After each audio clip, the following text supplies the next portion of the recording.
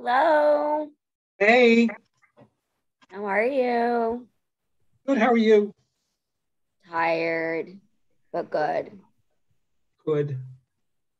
Oh, Joyce, you've changed. Yes, I have. You like it was a marvelous surgery. I love the way I look. Is that your cat? That story, we had that cat for 21 years. Oh my gosh. And she was the love of our life. And then she died, and we have not forgotten her. Yeah. Aww. I had a cat one time. He was with me for 17 years, so Yeah. 21 is really old. Yeah, and she had a stroke, and so the vet said, "Do you want to do an MRI?" I said, "Well, if we do an MRI, what will we be able to do with the MRI?" He said, "Nothing." I said, "We're not doing an MRI." No, I would not have either. My cat succumbed to renal failure, which I told is quite common. It's quite common, yeah. I don't know how to get rid of this. This is interesting. Start video. Anyway, she was a very special cat. And so, oh, Stephen. That's the way it goes. But you know, after I said we're not doing an MRI, the vet said in a very low voice, "You're doing the right thing." Well, right, an MRI doesn't cure anything. I said this, "What are you going to do with the results?" I said to her. She said, "Well, we really can't do anything." So I said, "Well, we're not doing an MRI." Yeah, very special. Yeah. I never thought, a lot of people think cats are very, they're not friendly, but our cat was really very, very friendly. Very was much nice. part of our family. My neighbors have one of those special cats. It's like a special breed, and they like dogs, and they like I don't know, it's a really, and anyways, Jack, my dog, plays with the neighbor's cat. Oh yeah, they do. That's so nice. Yeah. Well, It's like, one of the things that was peculiar about Coco was that she was a very particular eater. If she didn't like the food, she wouldn't touch it. She could starve for 2 days, and then we'd go out and get her the brand she liked. And she never gobbled her food. She'd eat a little bit, leave it, come back. She was amazing. I thought she could be like a king's taster because if you gave her some chicken from the fridge that had been sitting there for 2 days, she'd sniff it and walk away. So, yeah, Jack is the same. you know, you think of animals like dogs, they'll eat anything. Yeah, right. No. I say Jack is anorexic. Oh, maybe. Well, she wasn't. She ate, but It takes Jack like sometimes 3 days to eat. very sad. Since she lived so long and was never sick, we thought she would never die. And that is. If I let my dog be my food taster, I wouldn't be here with you today. Because she eats garbage, she'll eat anything. Right. No, this cat was very, very careful. My husband bought some bargain food one day, some cans, and she went 2 days without eating it. And finally, he grabbed the cans and he said, "I'm taking them back. We're not going to watch this cat starve to death." And he bought the cans she liked. So Well, let's give them a couple more minutes and then we'll get started. Is Matthew not here tonight? Who is? No, Matthew had a work event, so he asked me to run the meeting. So are you chairing the meeting? I am. Good. Is that okay, Joyce? You see, I'm happy you're here. That's all. You have no choice, my dear. Well, just do it. We'll see how you do. Right. If I can get some light here. I sound a little sick, but I'm not. I don't know. So sorry for my weird voice tonight. Right. Anyway, look at Bill's picture. My God, he looks like a politician or a professor or something. Is everyone coming to the party on Sunday? Sunday. Let me look at my book. Is I got RSVP. Is that at the hotel gathering? Yeah, send another reminder. Gathering. Excuse me. Gathering. Send another reminder, please. And is that going to be outdoors? Yes. We're gonna have light food outside, and then if you want to get a drink, you go inside and get the drink, and then come back outside. I have it down as 5 to 7. Is that correct? Yeah. Yep. And the first 30 members get a free drink on the gathering. We're sponsoring. Oh, I'm us. coming 2 hours early. I'll be there early too. All right. Well, let's get started. Oh, wait. No, Janet. I forgot about her. Here she is. I'll wait one more minute and then we'll get started. Okay. I'm very excited for Sunday. You sound so enthused.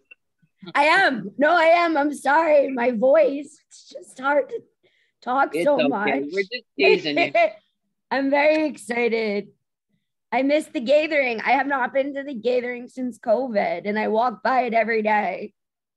That's right. That's your neighborhood. All right, here. I'm in our club now. Let me see. I'm on our Facebook page. I'm looking for sweethearts. All right. Well, let's go ahead and get started. I hope we make quorum. We have Amanda, there's 94 members. Yeah, it's 19 quorum. So as of now, I don't think we have it, but let's get started. Oh, wait, Susan's here. Sorry, just letting people in. We may. Okay, I don't see our party mentioned on our Facebook page. I'll do that after. Okay, thanks. Because I don't know what I know you sent me an email and I don't know. Steve, we can't hear you, but you're not on mute. Let me see, Steve. No, we can't hear you. It says you're connected to audio, but no sound.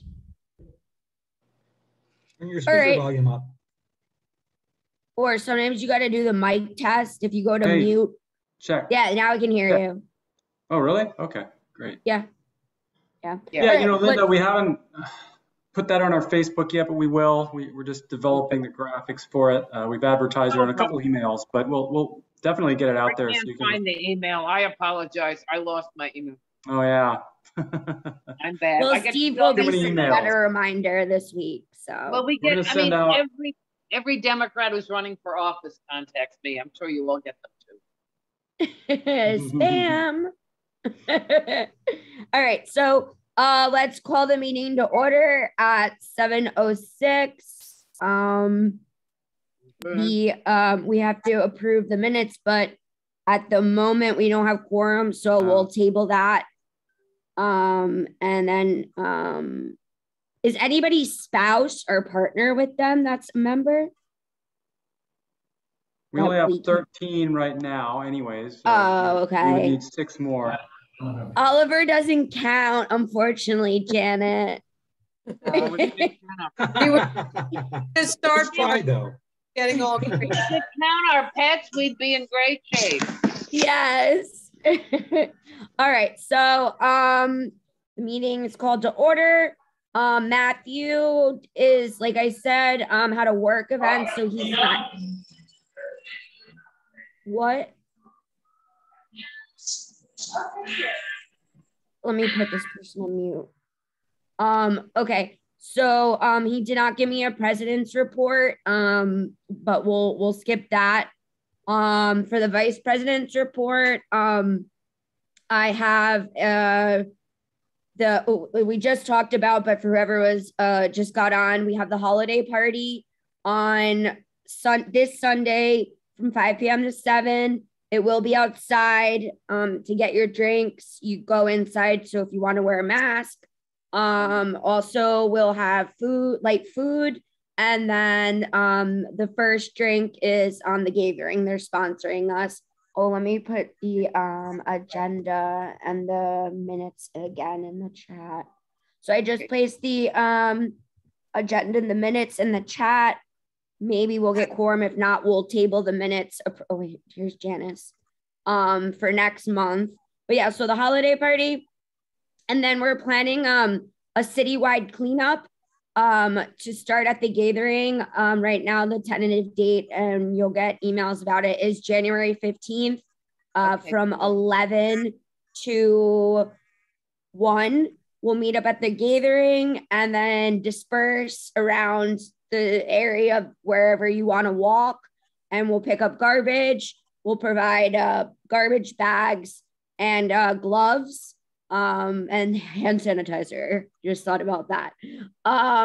So that's right now, January 15th. Stephen Cohen, who just ran for commissioner, he's going to be assisting. He has experience with doing the citywide cleanups. So that's January 15th.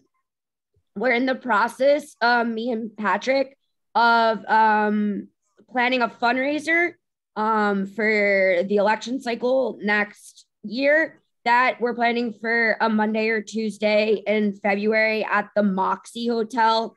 They have a really nice outdoor rooftop, and I know the manager, and they said we could have the space free any Monday or Tuesday. So details to that, just keep a lookout. And then very exciting, hopefully due to the COVID numbers, we will be having our next meeting in January, which please remember, it's the 4th Monday of the month because of Martin Luther King. So it's January 24th. That will be back at the Hotel Marseille at 7. but we will most likely do the hour of action beforehand at 6.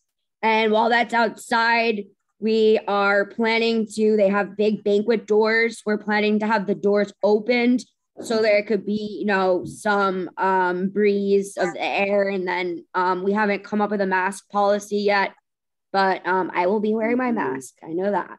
Oh yeah, go ahead, Tim. Yeah, in that regard, plus it's a fairly large room, so I think that we'll be okay. Yeah. And with the outdoor doors. But I wanted to ask you another question, and I'm sorry to interrupt then, Amanda, but the hotel that you mentioned you want to do the fundraiser at, where is that at? That is a brand new hotel. It's called the Moxie, but it's owned by the Marriott. Wow. And the Moxie. Congrats. It's really nice. It's on Washington. It takes up the whole block, basically. It's on Washington. And I believe it's by the Smithsonian, the museum right next to that. So I think that's 10th to 9th. 11 to 10th. And what date again? We haven't picked because Patrick and me just started working on it, but most likely it has to be on Monday or Tuesday in February. We'll take it. Okay. So yeah, and there's a whole nice area to the side. We'll be able to social distance. And I know, and the manager is a supporter of us, of our club. So that should be good because, to my point, we all can relax this Sunday at the party, but come January 2nd, we need to get into full gear to turn Florida blue and flip this governor and this little Rubio, whatever his nickname is, little Marco, to get them out.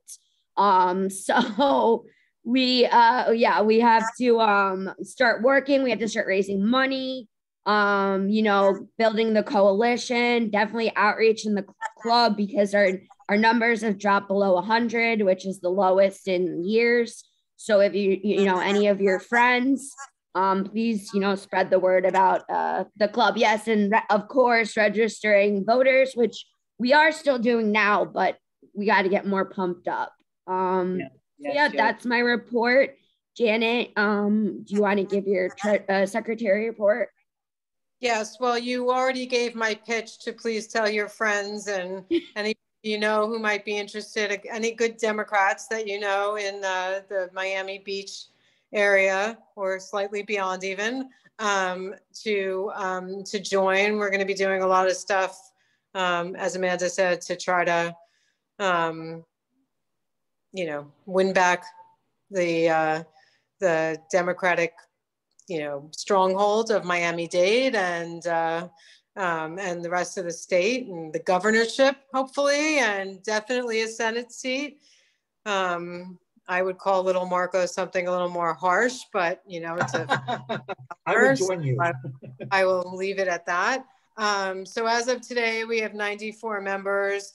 There are 5 people expiring in the next 30 days. You have received an email from me in the last 20 minutes saying that you're expiring. If you got it, we hope that you will rejoin. As Amanda said, we need to, it's only $25 a year, and we do a lot of stuff like these cleanups and meetings and, having a lot of interesting speakers and then all the work that we do on the electoral, process. So we hope that you will join and encourage others to join. That's all I really have. Awesome. Marcia asked if we will, I forgot to mention, sorry, if we will have the general meeting still on Zoom when we go back in person. And yes, the plan is Steve and Patrick are going to set up a camera, so it will be pointed at the board, and so it will be interactive where you could be on Zoom and you can come in person. And if you're on Zoom, you will be able to talk, and we will, Patrick and Steve will take care of that. So yes, if you're worried about your safety or traveling, then you can attend the meeting still on Zoom. That is our goal for the future. And one other thing about the event, the fundraiser, Cheryl asked if we could have a locally owned hotel versus a corporate. I would love to. If anyone knows any, let me know. The only locally owned hotel I know is the Gathering. And a lot of times people charge. So if anybody does know a locally owned hotel with it or a restaurant with outside seating that will give us the space for free, please let me know. Listen, we can't turn down the Moxie. I'm sorry. Yes, I agree. I like the Moxie. And Cheryl, I didn't hear you. I said I didn't know it was for free. Never mind. Oh yeah, it's free. So, and then I'll work on getting some sponsors for the drinks. Okay, so Patrick, would you like to give your wonderful, important money report? Yeah, just a quick report. Our bank balance is $7,016.47. The incoming money we had this month was $24, just because of the fees for someone renewing their dues, and the expenses were $954. Most of that was actually paid for because that's our fundraiser that was very successful for the food drive. So that money was we got the money last month and then spent it this month to do the food drive, which was cool. We went to the church and saw all the food that we donated. They were really appreciative of that. And then just the monthly Zoom and storage fees. So that's it. So we're going to double that, right? For 2022. Mm-hmm. All right. Awesome. If anyone doesn't oppose, before we go into the committee reports, I was thinking we could have Ken speak, since I'm sure he's a very busy man. So right now, Ken is the City of Miami Commissioner, and he is a candidate for U.S. Senate. So Ken, would you love to take the floor? Thank you, Chairwoman, and thank you everyone for having me. This is an honor. I appreciate all of the things that you guys do and all of your advocacy. I am not in front of a Zoom screen. This is actually beautiful downtown Brickell, but part of my district. But as in typical Miami fashion, I'm actually sitting on a traffic barrier in front of a porta potty and a dirty construction site, which is really just a metaphor for Miami politics. We look like this. We look like this, but underneath it, it's pretty rough. And whatever you think of Miami Beach politics, just multiply that by 10 in terms of, rough and tumble, old school, third world politics, and that's the city of Miami. So I'm in my second term serving as City of Miami Commissioner. I'm termed out next year, and I am running for United States Senate against Marco Rubio. I just learned on TikTok yesterday, and I'm not a name caller, but since you did bring it up, on TikTok, they're calling him the Rube, which I thought was a very cute nickname. But I'm not going to do that. I'm not that kind of guy. But I'd like to introduce myself and let you know a little bit about me. I just escaped an HOA meeting, and that's why I'm sitting on the side of the road doing the Zoom, because if I were anywhere near that HOA meeting, I'd be getting accosted right now as the commissioner for this district working on a resilience project. So I've only been in politics now for this past 6 years. Before that, I was a small business owner. I was a surfboard salesman. I was a kite surfing instructor. In fact, I was servicing about 100 shops around the country. And before that, I was a professional yo-yo player, like the toy. And through that business, I traveled to over 55 countries. I learned 5 languages, and I sold 20 million yo-yos over about a 10-year period. It was a really beautiful time of my life. But I got pulled off the sidelines of taking care of my business and my family when there was a contaminated park in front of my house. In the city of Miami, there were 6 contaminated parks that were closed because the city had been dumping toxic ash in them for decades. You may have heard of this about 8 or 9 years ago. I have a family I'm raising. My wife's a veterinarian. She brings home all these Frankenstein animals that we take care of and foster and then fail foster and own. And I have 3 little animal monster children as well. My son's 19 and I've got my 2 daughters who are 7 and 9. So of course, when this park in front of my house gets closed, I didn't know what to do, but mobilize, organize my neighborhood, learn the science, learn my local politics, and advocate for them to do their job. And that led me down this rabbit hole that has never ended. I fell in love with the process. We were able to clean up our park. The other 5 contaminated parks were not getting the attention they needed, though. So I decided to run for local office. And at that time, I had no idea what I would fall into in the world of affordable housing, police oversight, campaign finance reform, good government and transparency, and of course, environment. I entered in on this platform of advocating against contamination of green space. And so I carried that on. A lot of the guidance I got, having no political experience, was from Matthew Land very early on. Taught me all I needed to know about labor issues, apprenticeships, how to support labor, and how to really understand their issues and advocate for them. So I've been an absolute champion. And my Senate campaign's actually already endorsed by AFSCME, IBEW, and firefighters, all local South Florida in my area.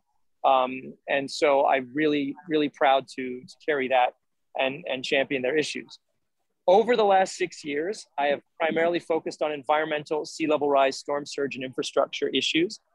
Without raising any taxes, I passed a $400 million Miami Forever bond, half of which has to go towards storm surge and sea level rise issues, and the other half has to go towards affordable housing and safety in parks and cultural preservation. That was a really huge win. And so now, as I'm in the sunset of my term, I'm seeing these projects come to fruition. We learned a lot from Miami Beach in terms of how to do it right, and some of the learnings in terms of raising roads and pumps and generators and things like that. So thank you very much for going first. But really the biggest missing link I've had in 6 years of serving is from the federal government. Never once in 6 years in the largest city in South Florida has my senator darkened my door just to say, how's it going? What could we work on together? Regardless of party, what infrastructure needs do you have? What can I advocate for the city of Miami and South Florida in terms of storm surge, sea level rise, you name it? Never once. And so I started fighting for these sorts of fundings and legislation and enforcements, and realized if it's going to get done, I've got to do it myself. I joined the Everglades Trust. I'm their first ever sitting elected to serve on their board, where I've traveled the state fighting for replenishment of our aquifer, the Biscayne Aquifer, through Everglades restoration. And in doing that, I've traveled the state and making a coalition of cities that are affected negatively by the discharges from Lake Okeechobee. We're negatively affected because we need that water to head south and replenish our aquifer. And so I brought the city of Miami into that fight. And I'll finish just by telling another story about the Democratic Party and why I'm running for federal office and how we're going to do this. When I first ran for office, I had no help from the party.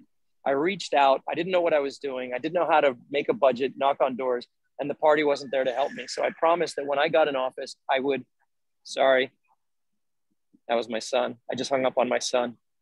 He's 19, he can wait. He'd hang up on me too. When I got in office, I decided to join the state party's board of trustees. I raised enough money to do that, and I've raised hundreds and hundreds of thousands of dollars for the state party, as well as candidates around the state. But my main goal was to build a municipal program that should have been there to help me and others who wanted to run for local office.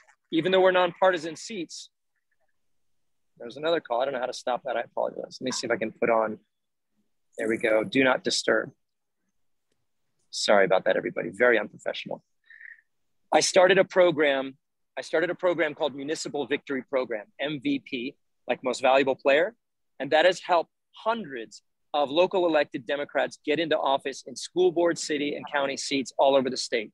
They had never even mapped how many of us there are. There's 1,100 Democrats in the local offices around the state.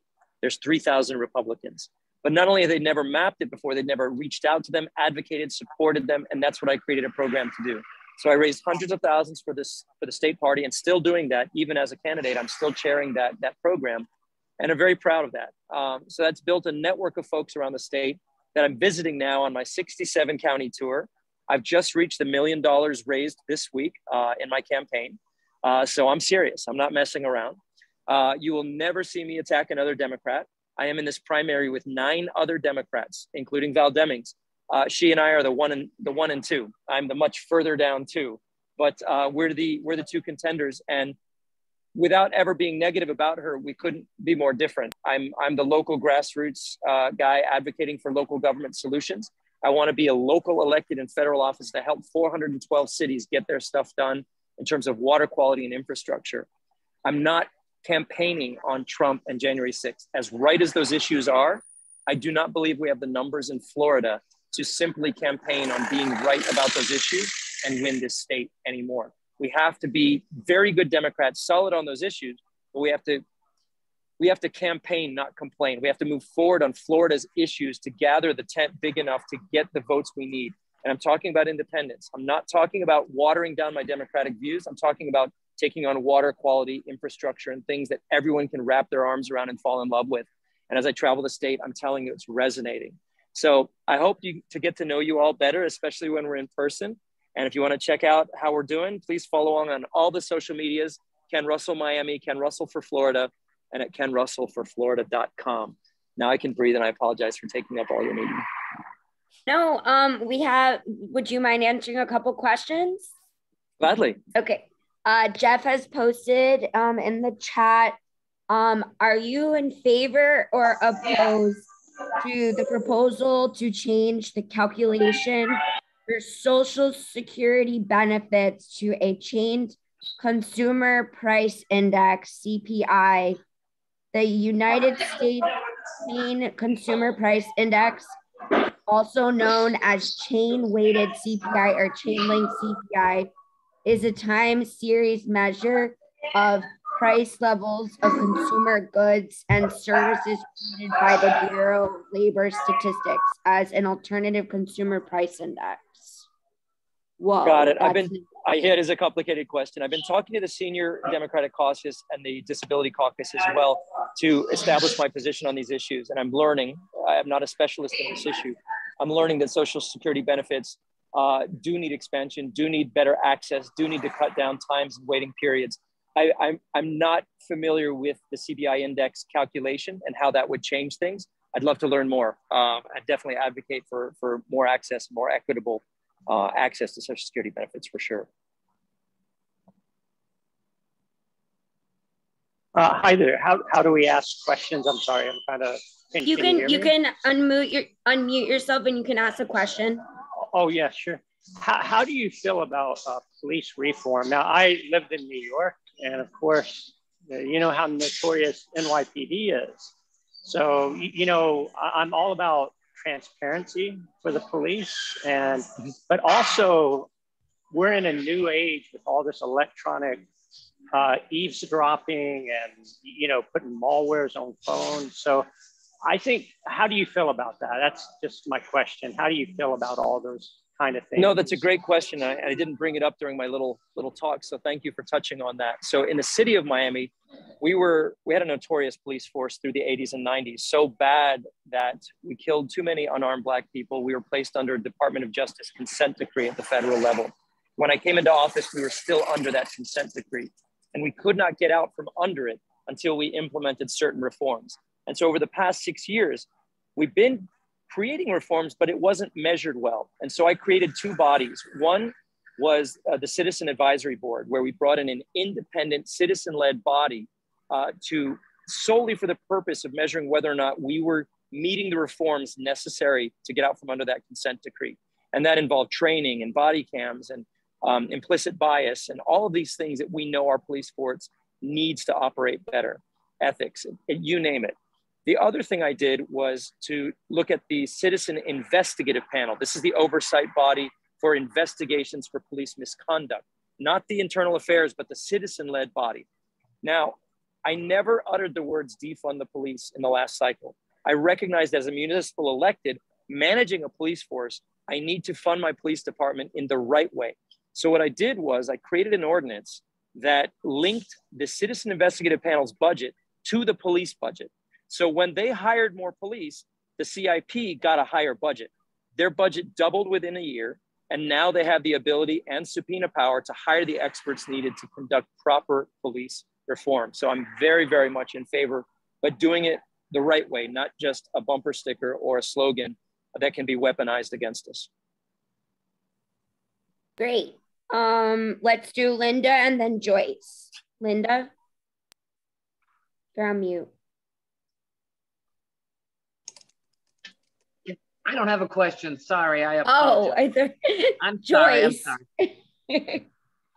Ken, I am very concerned about the Spanish language issue. I am convinced that our party, the Miami Beach Democratic Party, and many others do not really address the Spanish-speaking community, and we lose out tremendously. I was informed that every single AM station in Miami that speaks Spanish is Republican. I also have seen in our party, our club, very little. I do a lot of phoning, very little is done in Spanish. And I am very concerned that we cannot possibly beat Marco Rubio without an outreach, a very strong outreach to the Spanish-speaking community. I read this statistic, you may have seen it, that 70% of the people living in Miami-Dade have Spanish as their first language. So if we are just targeting English speakers, we are whistling in the dark. And I'm sure you're aware of this, Ken, but I want to know if you have plans so that your campaign addresses other people besides people like us. Joyce, you hit it on the head that we cannot win, not only without a Spanish initiative, but without a candidate that actually addresses Spanish, speaks Spanish, and relates to this community. So I was born here in Miami, and even though my mother is full Japanese, I was raised speaking Spanish. I was the president of my Spanish club, and then I worked in Mexico and Venezuela several years ago. Entonces, yo hablo español casi perfectamente, pero no perfectamente. I speak endearing Spanish. I can do a 30-minute live interview on the radio. I launched my campaign in Spanish, where they asked me in Spanish the difference between me and Marco. And I said, por fin vamos a tener un senador de Miami, porque Marco es de Washington, D.C. And if you understood what I said, she asked the difference between me and Marco. I said, I'm from Miami, he's from Washington, D.C. Wow. And so I relate very much. Living in Venezuela, I saw that country turn dictatorship. My father worked in Cuba when Castro came in, seized all my father's assets and kicked him out of the country. So I have stories that relate to the issues, and I am very strong on the socialist and communist issue, because in the city of Miami, we're gerrymandered. I'm in the minority. So I have to embrace my majority Cuban commission every single day, issuing proclamations toward issues around Cuban advocacy. And so I am solid on this with my team and with a strategy, and we are absolutely going to make sure that we own the Democrat Hispanic vote, especially in South Florida and the Orlando area where it's Puerto Rican, the Tampa area where it's a different flavor of Cuban American. But I'm very strong on these issues around Cuba. The last thing I'll say is that Marco Rubio is actually disliked by many Cuban Americans because he has worked against their interests for family reunification. He's worked against their interests for sending money back home. And so we have an opportunity in the Latin market without assuming that we can't get it. A lot of them vote for him anyway, sorry to say. It's true. And that's why I hope to be an alternative, because when we did our initial polling, if Marco was the only thing on the ballot, he would lose. He would get 34%. If the question was, would you retain your senator, Marco Rubio? Republicans, independents, and Democrats would vote him out of office. The second you put a traditional Democrat against him, he goes up to 51%. Doesn't matter who it is. And what that tells us is we have to embrace Florida's issues, and we have to capture the Hispanic market. So I am dedicated to that. I will not leave any stone unturned. Thank you. Thank you. One last question. Anybody have one more question? Going once, going twice. All right. Well, Ken, on behalf of all of us, thank you so much for giving your time, and we hope to see you in person. Thank you so much. I really appreciate this opportunity. You will never hear me talk about what I fought for or what I stood on the side of. I will only talk about what I've accomplished. And I've passed, literally in the minority, passed more legislation than all 10 of my primary competitors combined. And you could even include Marco Rubio in that, because I love legislation, and that's why I'm running for the United States Senate, to really improve our state for our issues and our voters. So thanks so much, and thanks for what you guys do. Thank you, thank you. Thank you, Ken. We'll see you soon. Happy holidays. You too. Take care, everybody. All right. So that was great. We're going to go into committee reports. I don't believe that David Geller's here, and I have not heard an update. If anybody's interested, Kelly, who is the community engagement director, just put her information for the campaign in the chat. So if you want to save that. But yes, so I haven't heard anything from David. So we'll go into communications. Aliva and Steve, you want to give us an update? Sure. Since post the November elections, our communications have tailed off a bit because we were doing a lot to try to drive out the vote. We're sending maybe one email a little more a week. I did notice that we're having an unusually high open rate on our most recent emails, like 30%. I don't know why that is, but that was interesting. I'll do some more looking at that to see if maybe there's something about those emails that stand out above others. Coming up, we'll be promoting the holiday social. It's coming up next Sunday. We'll be having a social media blitz and those kind of things to make sure everyone knows when it is, where it is, and we'll invite everyone we possibly can. And that's it. Thank you. Next would be fundraising. We do not have a fundraising chair. If any of you on the call are interested or know anyone, or even if they don't want a chair, if they can just help. Like I said, me and Patrick have taken on planning this February fundraiser. It's really a hard job, but it's doable, and we all help each other on the board. So yeah, we haven't had a fundraising chair, I don't think, in over a year. So it's going to be really important, starting in the beginning of next year. Postage is expensive. Time is expensive.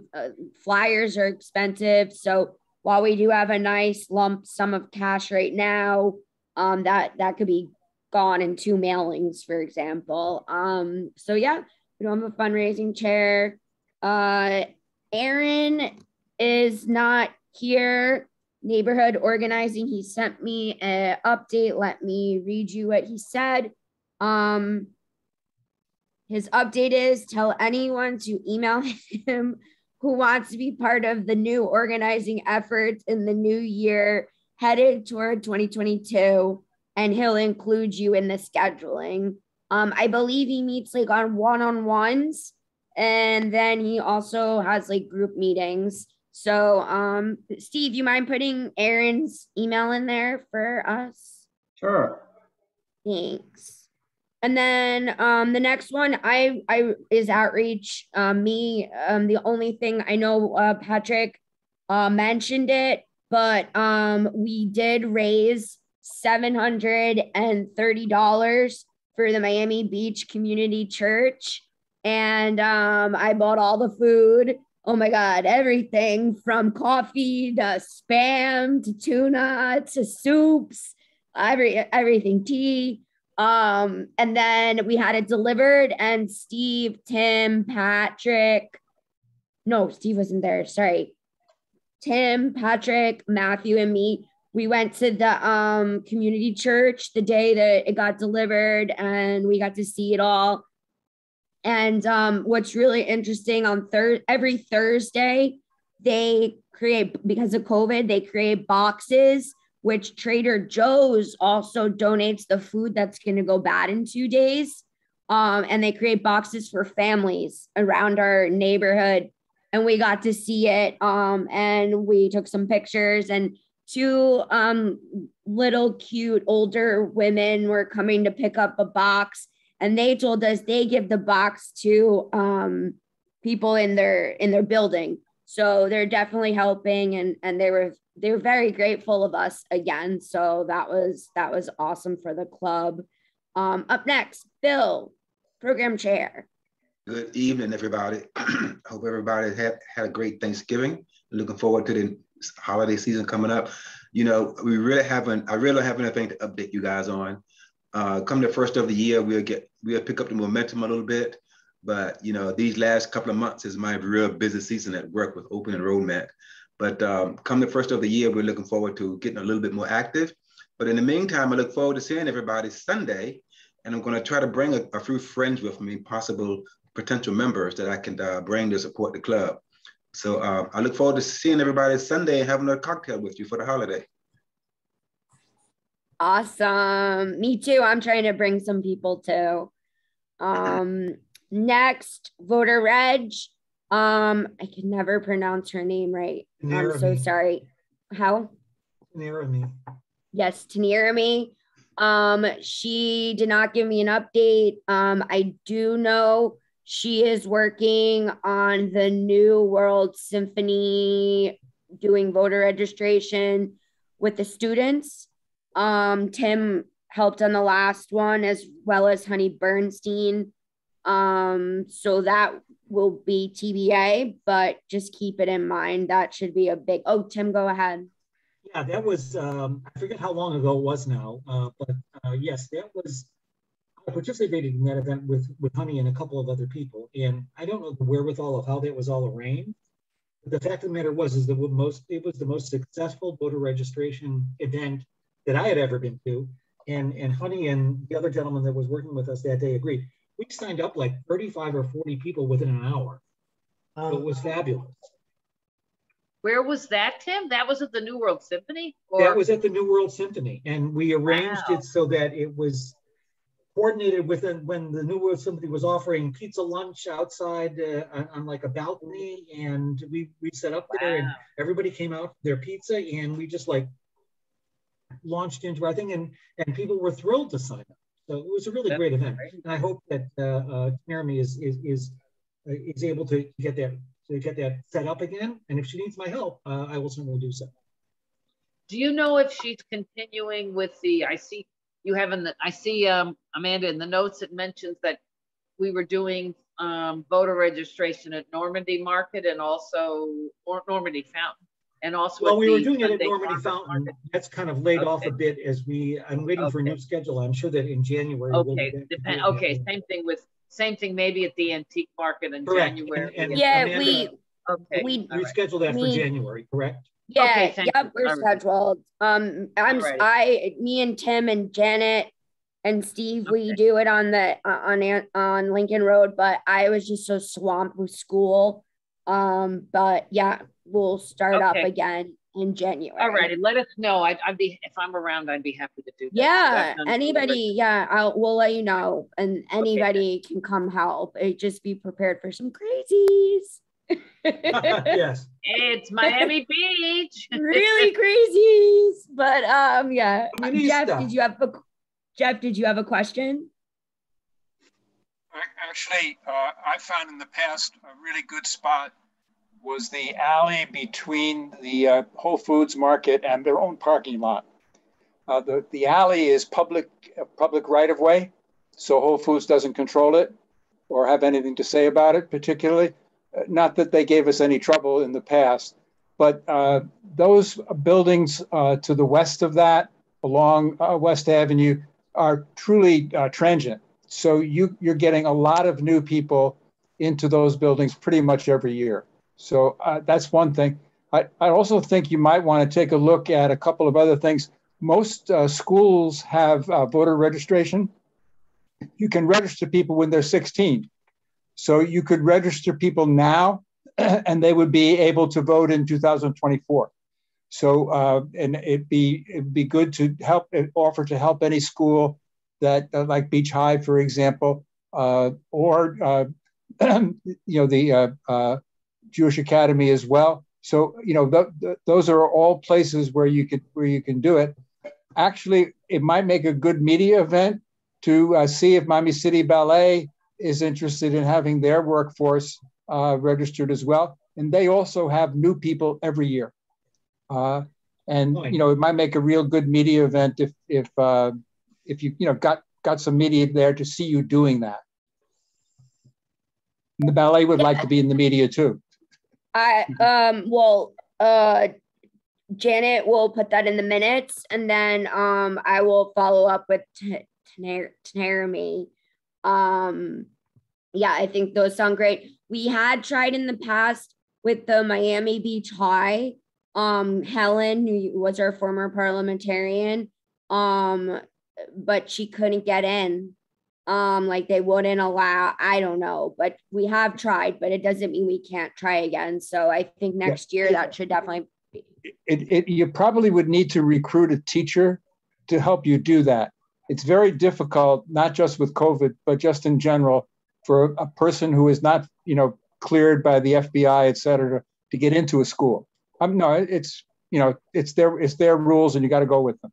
So, but anybody who knows anybody who is teaching at Beach High, that get that person to try to organize it and help them out, because they may be a little bit concerned because of some of this new legislation that penalizes people if they don't do things right and all that sort of thing. So that would be something to work on. I can, Lucia Geller, or what is, did she change her name? Sure. Lucia Byers Geller. We helped her get elected. So yeah, sure. she was a Miami Beach High teacher for years. Well, she might know somebody, and she went there. Yeah. So yeah. Great idea. Yeah, I'll send her a text when we get done, and then give her Tanarami's number. And it's good manpower for things like cleanups and stuff like that too. Yes, put them to work. Cheryl, did you have a Sawyer? Question? Tell them it's really fun. Cheryl, did you have a question or a comment? Well, I just kind of had this idea, and I've been telling a lot of people about it, the idea of going to laundromats, because people are stuck there anyway for a few hours, and we could actually engage with them, and they might be the kind of people that would not, I don't know, move, whatever. So I it's just been my idea. I've never had a team of people to do it. Try it on a Saturday afternoon, try it on a Sunday, because I just feel like they're stuck there. So it's less, you might have an opportunity. Granted, it's private property, but I also understand a lot of these laundromats, they may or may not have on-site management that would get in the way or not. So it's an experiment, but I want to call them Laundry and Learns and engage people when we go. I don't know if somebody wants to help put a team together. I would love to do that. And especially with multiple languages. I'll give you Tanarami's phone number, and then we'll see if we can get something together. I like that idea too. Cool. And I just as a point of reference, I did go to Leadership Blue this past weekend. I heard all the candidates. I went to a lot of different caucuses. One of the things you will be hearing from the Democratic Party is a messaging campaign to reinforce that we're about Floridians' freedoms for a healthy, safe, and prosperous life. So they really want to emphasize using the word freedom and health and safety and prosperity as the umbrella for a lot of issues, whether it's environmentalism or climate or COVID. There was excitement, but there was also some reality, and everybody recognizing that how much work needs to be done. And so the less internal stuff going on, the better, is was one of my key takeaways. So I just wanted to share my experience of it. Always the case with the Florida Democratic Party. I had never gone to anything like that, so that was just my experience. Yeah, I find that the conflict and animosity within our party is really hurting us. But I think we all know that. Don't know how to change it. But yeah. But there was definitely this feeling of we've got a lot of work, and it starts with registering voters and having engagement conversations. And exactly. That anything beyond that, like, And obviously, Hispanic messaging was a key issue. So, yeah, totally agree.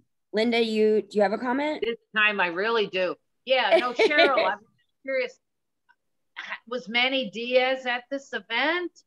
Yeah, he's supposed to be the head of our party, but I never hear anything about him. And I have friends in other states asking me about Florida. So what's the story?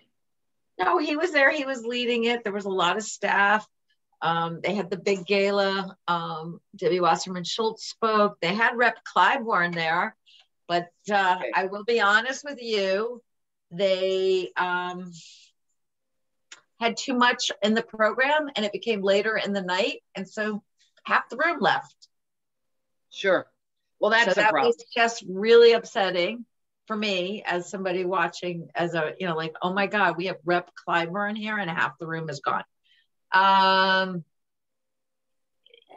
There was a lot of comments about not to forget the rural states. When I went to one thing, I did go to the Black Caucus because I was curious and interested to learn. I went to the Jewish Caucus because that's why I went. So there was and they did do, what was really nice on Sunday morning, they did do an interfaith prayer meeting, which was more like going to a Black gospel church experience, but it was really inspiring and really great. So, that's nice. So it was like a first time they've ever done that. The idea of bringing a faith-based approach to one of these meetings. What else can I share about the experience? There were some opportunities. As somebody new and had never gone and not always understanding things, and somebody that comes more from a business environment than a political environment, there were definitely things that they could have done to make the event itself more engaging. Yeah. Well, thank you. Appreciate it. Did you share that like afterwards with them? I asked if there was like a survey or some way, like who might do they poll people? Like you didn't even register in a formal way unless you had a ticket for the event. So I asked that. It's like, do you send a survey? Do you find out like what we liked, what we didn't like, what could you do better? I didn't get any answer on that. Yeah. But I did, there was some issue at some point on Sunday, I had to sit in the caucus and I did text, what's his name? Sorry, I'm so bad with names. The Miami Beach, the guy, the president, Matthew. And that there was something slight off about the Miami Beach club that he's got to clear up, or I don't know what it was about, but I said he should find out. But it was like one of those things, like they said it and then they listed Miami Beach, but like I didn't hear what they had said beforehand, so I wasn't 100%. But there was something about the membership application or some proxy or something that needed to be cleaned up.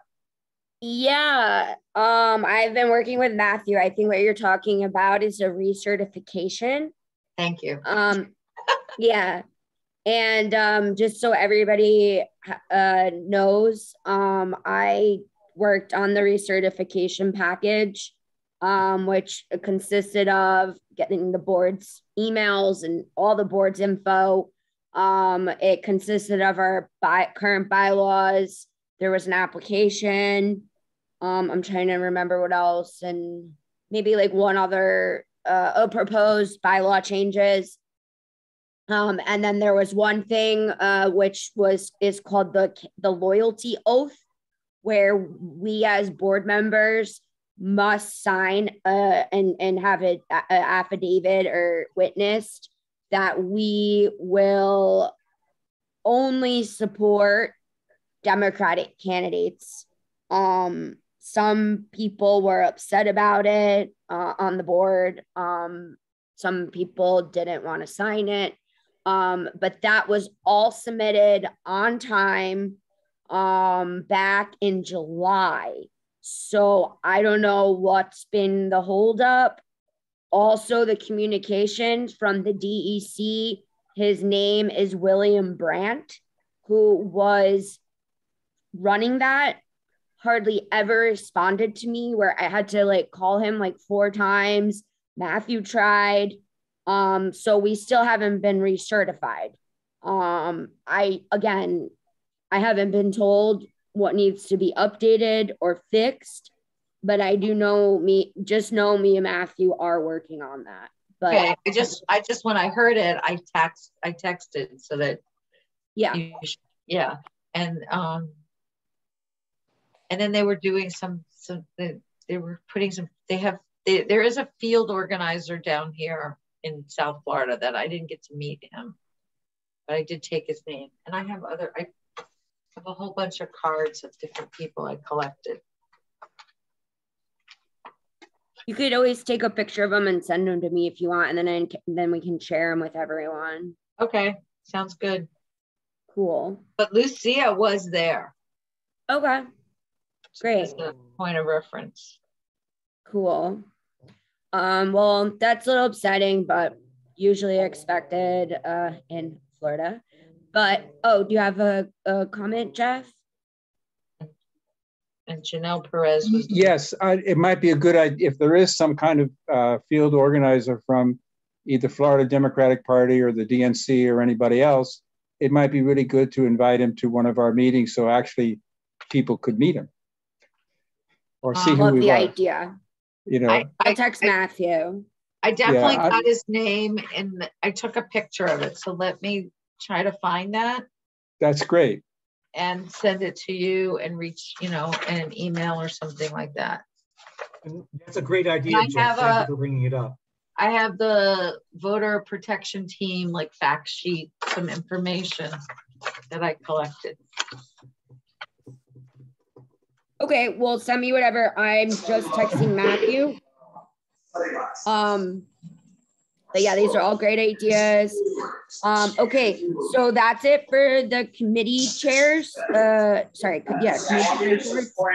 We don't have a data chair again as well. So if anybody is interested in data chairing, and then really, we have no new business tonight. If anybody in the future wants to add new business, there's the email and it's our Miami Beach Dems at gmail.com. Just send that. Matthew gets all those, or you could email Matthew or me. Just closing remarks, reminder, which we've already reminded like 5 times, the party this Sunday, 5 to 7. Hope you guys can all be there. Excited to see everyone. And then we're returning in person in January. Hopefully, remember, it's the 4th Monday of the month, the 24th, not the 3rd because of Martin Luther King. And then we will be starting up the Normandy Fountain and Lincoln Road Antique Market voter registration, vote by mail, and outreach back up in January. And then keep an eye out for the fundraiser. And anybody has any closing remarks, please let us know right now. You can unmute yourself. Hey.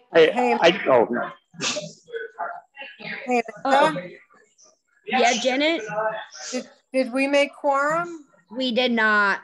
Okay, thanks. So we had to table the voting of the minutes for January. And Anthony, did you have something to say? Yeah, I just had a question for the voter registration, because I'm a big believer in that. That's how you win elections. And so I just wanted to help with that because I did a lot of that in New York. So who do we need to reach out to? Let me give you my phone number. You can text me, and then I just put my phone number in there. And then, yeah, we do the antique market usually once a month. But when it gets closer, we'll ramp it up and do like twice a month. And then that I do. And then Tim and Steve do the Normandy aisle. So once you text me, I'll give you all this information. But then once it gets like next year, we'll be doing like voter outreach drives. So like going to Whole Foods, I've always said, phone calls. I always said we should go to like bars early, and that's where you would get young people to register to vote. You go at happy hour. So I would love you to help. So yeah, text me and then we'll figure it all out. And how did you hear about us?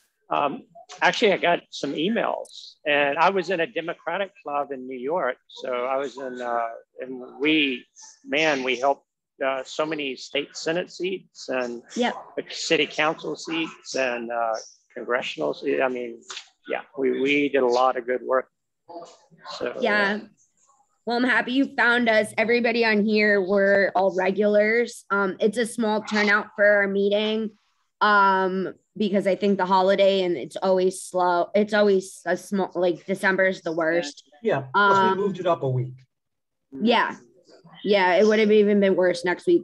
But hopefully you can come to the party on Sunday and then we can all talk to you a lot more. Oh, awesome. Yes. Yes. I'm just excited because we gotta, if we can carry Florida, oh boy. Joyce, you're mute. The big job. Jeffrey, keep in mind, Anthony, that Florida is another country. Yes. Yes. So true. No, another planet. True. Another planet. Yeah, but we're not giving up. No. I hope that was definitely the theme of Florida Blue is we're different and we have to just go to work. We just have to. Well, Sunday we can talk twice in 2008 and 2012, and Nikki Fried carried Florida the last time around. So it's absolutely doable. There's just no question about it. Right. Agreed. That's right. So okay, Sunday Amanda. we can relax a little and we can vent and then we can plan. So on that note, I need a I need a motion to adjourn or I forget. I move to adjourn. If you need okay. Happy holidays. Happy holidays. See you all. Thank you, everyone. See you Sunday. Yes, okay, take Sunday. Care. Bye. Bye-bye. Good Tim, meeting, I'll Amanda. see you. Yeah, thank you. Yeah, oh, thanks. Tim's gone. Bye-bye. All right. Good night. Good night. Bye.